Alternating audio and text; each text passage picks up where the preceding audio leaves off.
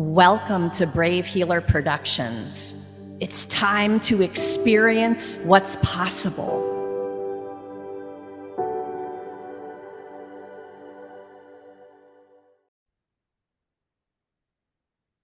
So, what if there's something you haven't learned yet that could change everything? Welcome, everyone. I'm Laura DeFranco, the CEO of Brave Healer Productions Publishing, where we are helping the world experience what's possible.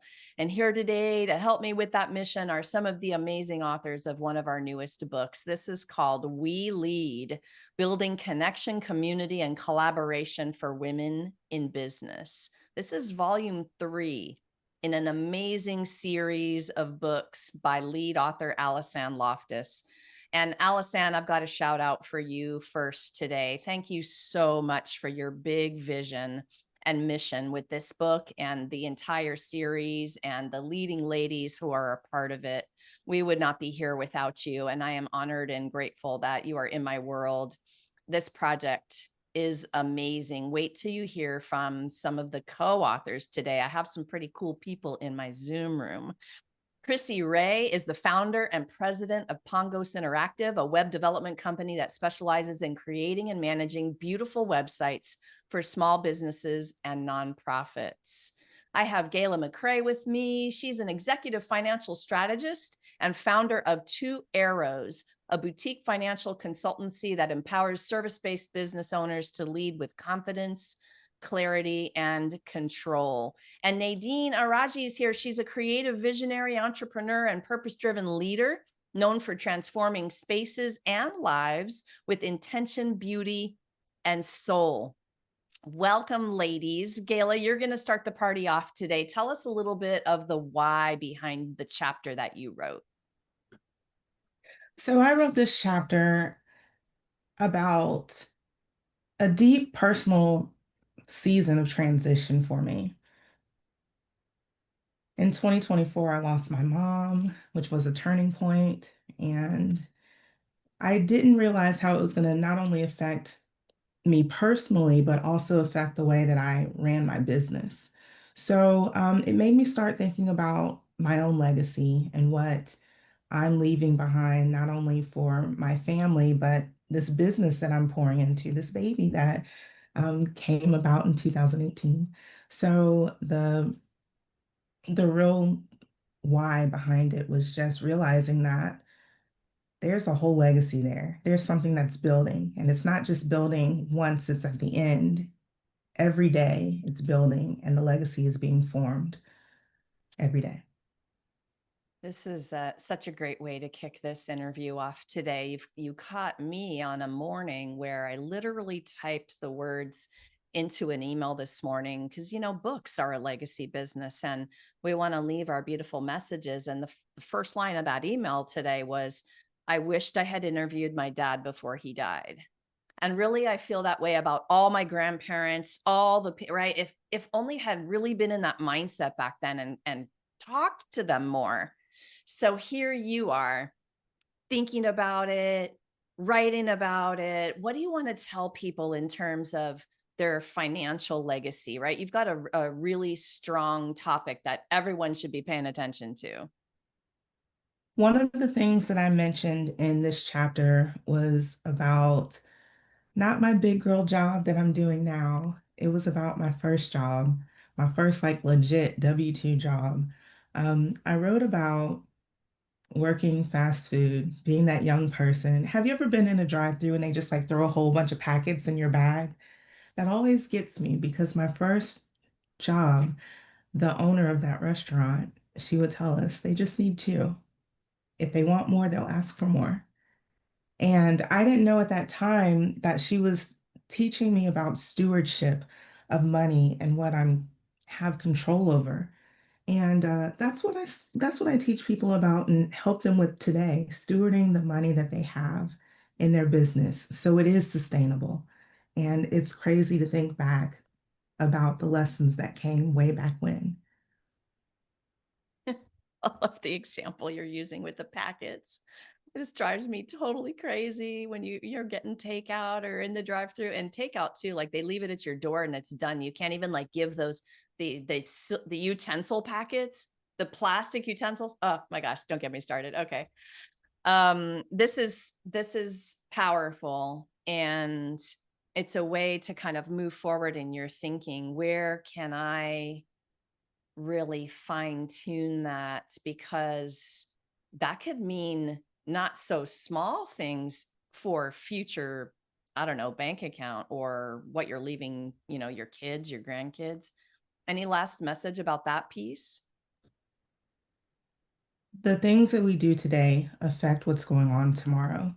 And the legacy that we leave behind, just like so many that have gone before us, they still resonate with us today. Those examples still live on in us today.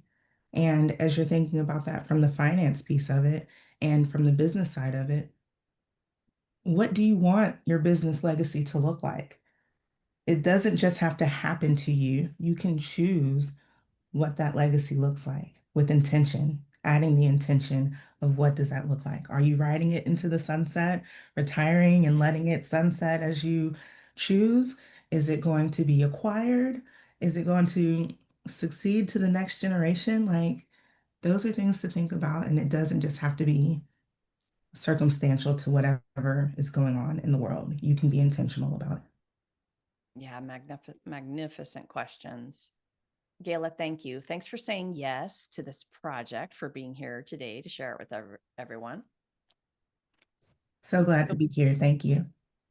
Chrissy, you're going to come up next here with your why. Tell us a little bit about your chapter's why. So I wrote chapter 8, which is Your Voice Multiplied, Create More Authentic Content in Less Time. And I wrote this chapter very much like why I wrote my chapter in We Lead 1. It was about giving myself more time to not work. I know everybody needs to work to make money and survive, but I wanted to spend a little bit less time working and really overworking, because I do have a tendency to overwork. And I wanted to maybe just work 40 hours a week instead of 60 to 80 hours a week. And so my chapter it gets into how to do that and a couple of ways on how to do that. I chuckling because I took a light day. It was my daughter's birthday, and I was looking at my schedule, and there wasn't a whole lot on it purposefully. But there's quite another thing, like a feeling inside of your body when you are so used to the workaholic, overworking day, and here you are with space, and you actually start to feel weird, like guilty slash anxious. I mean, where do you start when you catch yourself in the feeling? Like, how is it for you? Well, I fell into that trap many, many times. And it's hard to get out of, when I start to feel like, oh, it's like 8 o'clock, and oh, I could just do another hour of work before I go to bed. I have started just talking to my husband or talking to my son and kind of trying to step back from that. And we've also been doing more traveling, so I can't work. And when we travel, we usually take the RV and camp. So I have no Wi-Fi, and my job is making websites and doing SEO for people. So I can't really do that when there's no Wi-Fi. So that's one of the ways that I've kind of stepped back from that a little, is more of that kind of travel and that kind of things to do outside of work. Perfect vacation tactic there. I love it. I have to think about that. Like, how far away can I go where there's no Wi-Fi and Yeah. get a true day off, right? Um, so when people will get into the, well, what if, or the buts. And the what if is like, I know, but what if this needs to get done today because, fill in the blank. I know you have 2 cents about productivity and why the space increases it, right? Have you felt that as you've done this for yourself? Absolutely. Yeah, I when I started using the tools that I talk about in my chapter, I found more time to really pay more attention to the things that are important. And I mean, all of my work is important, but sort of pay more attention to detail. I was able to get more done in less time, and look at the work that I was doing sort of more closely. Because I was letting other tools take care of sort of the stuff that didn't really need my close attention. And again, we lead one, I wrote about delegation. And so basically this chapter is about delegating, just not to people, about delegating to AI instead of to people. So it lets me delegate and sort of take control of the tasks that really, really need my attention and delegate the ones that don't need as much of my attention. Yes, and you're giving us a sneak peek into this topic that actually solves the problem you're speaking of, right? As systems and processes. And our team has talked to you more on even on another podcast about systems that I am so in love with. So I love your blend of what you're putting together here. Like, you guys don't burn out, and here's the answer. Like, yes, Chrissy, you know. Chrissy, thank you for saying yes to this project, for being here today to share with everyone. Thank you for having me for a third time. Nadine, tell us a little bit of the why behind your chapter. Hi, Laura. Thanks for having me. I wrote chapter 5, The Lawsuit That Freed Me and How to Turn Hardship into Awakened Purpose. I wanted to write this chapter for anyone who's going through something that feels very overwhelmingly devastating and difficult to overcome, because that's how this felt when it arrived into my path. It felt very difficult and very alone, and I know that there's a lot of people feeling those same feelings for different kinds of experiences. You can take the chapter and apply it to any experience that's happening, that you are trying to figure out how to overcome. Yeah. This topic, Nadine, like when I was, gathering the info and reading your title, I'm like, oh, she's going to go there. And thank goodness, because I feel like this particular story, if we've had it, if we're nodding our head and like, oh gosh, I've been through that, or I am going through that, we sit alone and we don't talk about it. And maybe it's out of shame or whatever, right? What's the message to those people today about that? I think for me, the biggest message of the chapter was really try to see the experience as happening for you. I think when you take an experience and really believe that it's happening for you and not to you, then you are able to let go of the shame and the fears and the different feelings that you're having why you're not sharing or why you're not trying to get help for it. So I think for me the biggest thing is look at it that it's happening for you, and that when you do that, then you're able to let go of a lot of the things that will come in your way of learning from it. Because for me, what the biggest thing I want the reader to realize is that there's a lesson there for you, which is a gift. There's a gift there that you don't know is coming to you from actually walking this path. And so walk it with all of your courage, all of your confidence, all of your faith that it's happening for something really good.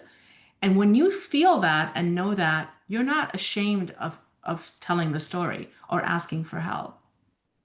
Yeah. Yes, this is so important energetically. And, we're talking about some pretty good ninja moves of mindset here. It's not always easy to shift, but when you can do what Nadine is talking about, it shifts everything, including your energy and the way that you'll manifest more of that good energy. Are you a law of attraction fan, Nadine? I sure am. And I've been told by colleagues that I manifest instantly almost. There we go. Well, I would imagine you've honed your skills after an experience like that. You guys wait till you read that story and all of your stories. Nadine, thank you also for saying yes and contributing to this amazing book. And I have the shout out for all three of you too, really is you took on my challenge, like get that vulnerable story in the book and let people get to know you and love you and trust you. And you all did that so brilliantly. And then your master teachings are in that next part of the chapter. And it's you all coach people and you do this every day, but it's quite a thing to get that in black and white in a book in a way that people have that experience with it. So thank you for doing that so brilliantly. You are all stepping up and modeling leadership. Chrissy, what does authentic leadership even mean to you? Oh boy. I guess leading honestly. I mean, authentic is honest. Just leading honestly. I think one thing is making yourself vulnerable. I know I don't always have it together, and I don't need to always have it together 100% of the time. And my team knows that there are days where I'm just having a bad day and I'm not firing all cylinders, and I let them know that, and they're able to, if they are able to, and this is part of the whole delegation thing, having that team that can help pick up the slack and wants to pick up the slack, isn't doing it just because they have to, because it's their job, but because we are part of a team and they want to support me and help. So I think that's a big part of it, is cultivating that culture within your team, and as a leader, to so that your team really does want to kind of have your back when you need it. I love the brilliant way to kick that question off. Thank you. I love that. Okay, let's see what Nadine has to say about this. What do you want to add? What does authentic leadership mean to you, Nadine? I think a lot of what Chrissy said is all part of being authentic. I think in the old days it was like the boss needs to have this image, this authoritative, like you're gonna do what I'm saying and I got it all together. I'm not in debt. I can pay all the payroll and the bills and I have nothing to work on. I'm perfect. I've arrived. And I think that it's so important that I share with my team what I'm still working on. Like when we have performance evaluations, I'm sharing that, oh yeah, that was my mistake and I'm still working on this area. I still need to communicate more because I want to come from a place of I'm just like you, I just have a different title.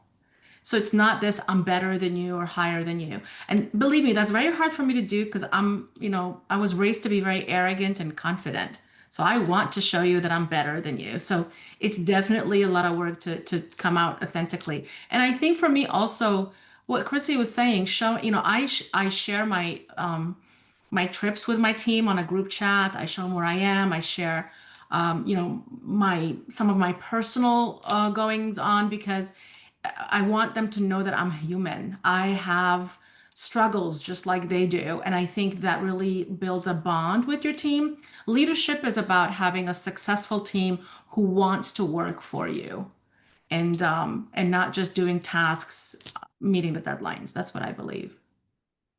Thank you for that. And did y'all hear that line? I was raised to be arrogant and confident. Like that takes some courage to say that line out loud. What a self-awareness you have to understand that, like, you learned it that way. And then, maybe the confidence serves you, but there's some point where some of that way that you were raised isn't serving you anymore. And you got to shift a little bit and figure out what this means to you. Nadine, bravo for, right? I mean, this is the sandbox I love to play in, y'all, because these women are amazing badasses, and this is why. It's because they take responsibility for that awareness game. They're doing it every day. They're waking up in that and practicing. So yeah, thank you. Thank all of you for that. Gayla, what's the answer for you here? What else do you want to say about authentic leadership? I love the way that Nadine mentioned the human experience of it all. I think sometimes in leadership, we as leaders tend to forget the fact that we're human ourselves, and a level of transparency about not only what you're going through in a moment, but your mission and goal that you have for the team you're leading and what you're doing goes a long way. Because if they can get on board with the mission and the goal, then you're unstoppable. That level of communication and the fact that we're humans doing it together, and I need your help doing this, it takes it to a different level. Yes. I had a coach say to me once, you need to build a vision big enough that other people want to help you build it. And you're speaking to that a little bit right now, but I also just had this vision of the cohesion, which for me is big energy when all of you together are moving forward with doing this thing, right? And making it happen. That's big potato stuff. Okay, so I want to give all of you a chance to kind of dive a little bit more into these master teachings. The second part of the chapter is that I'm going to do just a quick shout out here first and give everybody a little sneak peek of this book cover. We Lead, Building Connection, Community, and Collaboration for Women in Business. Thank you so much to Jennifer Osterhaus for designing our We Lead book series. I love giving people a little sneak peek of those covers. But let's get into talking about these teachings. And Nadine, I'm going to come to you first with this one. What's the most important thing you want people to know about how you can turn that hardship into awakened purpose? I love that term. Yeah. I think the number one thing I wanted my readers to come away with is honor yourself, right? In difficulties, we tend to shame ourselves, blame others. There's just so much there. For me, it was betrayal. And at betrayal, when you're betrayed, you want to blame the other person and then you shift that blame then to yourself. I think honoring yourself is really important from that perspective. But also later on, as you're feeling all the feelings, which a lot of us women don't do because we want to, we want to look like we got it all together. But I taught myself to feel all the feelings and say, I am not able to function with right now with this job, meeting, whatever I was doing. And then I want to say, in terms of honoring past actually what you're feeling and all of that, is to celebrate yourself and celebrate the experience. It's very difficult when you're in a very difficult experience to celebrate the experience and to honor that you're going through something very special that is going to actually change you. What I got to at the end of this experience is that I was convinced and I was so excited that there's going to be a lot of change happening to me. I didn't know what the change was going to be, but I trusted that it will because I went through the journey. I went through this becoming of it's happening for me. I'm going to feel all the feelings. I'm telling you what's happening to me. And then I honored myself further by saying, this is not pointless pain. This is not wasted. This is a sacred wisdom that's buried in this betrayal. And I want to know about it. And I kind of asked the universe and a higher power to lead me towards what that wisdom is. Lead me towards the lesson. Lead me towards what am I supposed to be coming out with here? Because I refused that a year and a half of this hardship is just wasted with a whole bunch of pain and betrayal. And that refusal and that insisting that there's something good for me actually did bring me a lot of gifts out of this. So I think it's honoring yourself. Yes, I love that. I hope you all rewind and listen to that again. This is really, really crucial and other level, Nadine, because what are you talking about? If I am in the worst possible moment of my life, how the heck am I going to celebrate? Right? And so I'm speaking from a place of practicing that also and knowing how hard it is, but at the same time, knowing the gifts that are over here. If you can ask yourself the big question, is there anything right now to celebrate here? Even if it's just kind of going into this is for me and I don't know yet. Cool. Right? It's okay.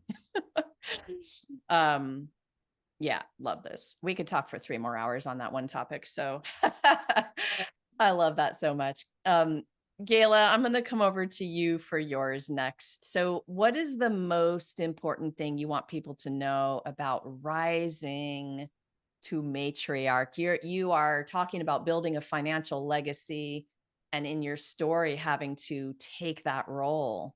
Tell us what that nugget is for you. So, as we talk about finances, if you ever work with me in finances, we don't start with the numbers because usually we have some things to unpack before we get to the numbers that sort of works with how we attack the numbers. I want people to use numbers as a tool, and I want people to understand that they are something that work for you. So in chapter 23, Rising to Matriarch, the quiet power of building a financial legacy, I want the readers to understand that leadership isn't loud, it's steady. So think about that when it comes to finance. It's the steady things, the consistencies that you can bring to the financial picture. It starts with leading yourself, having financial clarity, emotional maturity, and the courage to make decisions that are aligned with your mission and vision. Matriarchy at its core, it's stewardship. And that's what we're doing. We're stewarding, we're leading with grace, responsibility, and the quiet strengths. So did y'all hear the line that Gayla said that went something like, you got some stuff to unpack before you get to the numbers? I'm just going to repeat it because, like, that's a good line, Gayla. Like, just to know that we have a little bit to work on there is a good thing. Everyone is in that boat in a different level. Okay, Chrissy, you're going to wrap us up today with yours. What's the most important thing you want people to know about creating that more authentic content? We're going to get back to authenticity here in less time. You're helping us with some cool strategy. I guess the biggest takeaway is it's okay to get help when you need it. So, and getting that help is going to look different for different people and for different things that you're doing. And in my case, the help came from AI, and I was able to get the AI and convince it with a little training to give me the content that I needed and do it faster than I could do it on my own.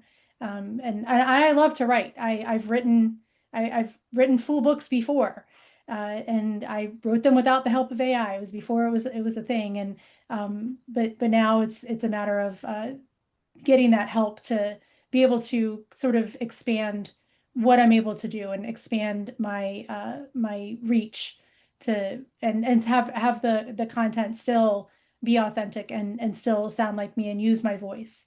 I think that was the biggest one, is getting that help. Yes, everyone listening, especially if you are a founder, a CEO, somebody running the ship, the rocket ship. Even if you can go in and do all that research and figure that out for yourself, you shouldn't be. And asking for help, especially with what Chrissy is talking about in terms of really mastering the AI gifts that we can master to help our day go a little bit smoother, that's going to be business changing, honestly. Chrissy, Gayla, Nadine, thank you so much for what you do in the world and for being here to share it with everyone, to share your beautiful stories and strategies in this book. You guys, this is way more than a book. This is a generous community. They want to answer the question you have. They are ready to support you. Drop down into the show notes. I have everybody hooked up with their websites. Go explore what they're up to and all the things they talked about today. They can answer those questions. They can help you with the next step on your journey. And of course, we would love for you to grab your copy of We Lead Volume 3. I've got the Amazon link down below. Lastly, everyone, remember, your words change the world when you're brave enough to share them. So it is time to be brave. See you next time, everyone.